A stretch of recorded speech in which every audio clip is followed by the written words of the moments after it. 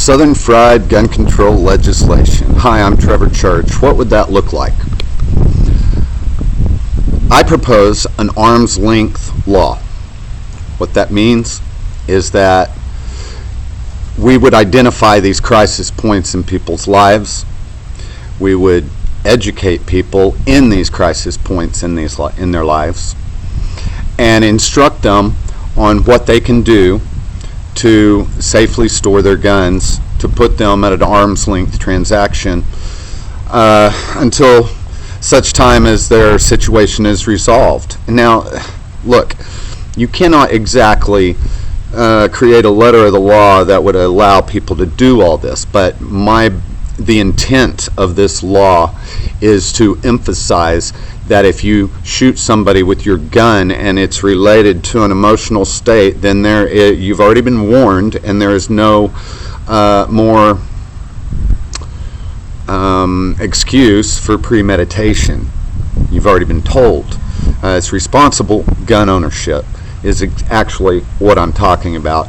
And that may seem a little extreme because there are certainly cases in which things happen so fast. And I'm not talking about defense or home invasions and things like that. I'm talking about somebody going through a divorce, getting laid off or fired. Like when one of your family was killed in a violent act. Things like this. It needs to be education and responsible gun ownership, because I've already described why you can't get rid of them, of the guns. There's just too many of them. But more than that legislation, rather, I would propose that the NRA start an education program. I've made one up myself for a starter kit. Call it that. You can take the idea and make it a reality. I call it the Sentinel program. Gun owners, responsible socially and economically. They would have to prove themselves, go through a training course, and then how about all you gun owners, Southern Fried gun owners, always looking down on somebody for not knowing? Why don't we teach them? How about you get every kid in America educated on what responsible gun ownership is, about these crisis situations, what to do when you're feeling hopeless and helpless. And I'm not talking about a self-help. I'm talking about a simple list of rules that can be agreed upon in our nation, that everybody can get on the same page when it comes to gun ownership. Because you got all these people on the left going, gun control, and you just can't control the guns because of everybody else. There's a lot of people that own guns, and it's an increasingly violent world. So we can't approach it from a hardware standpoint. We need to approach it from a behavior standpoint.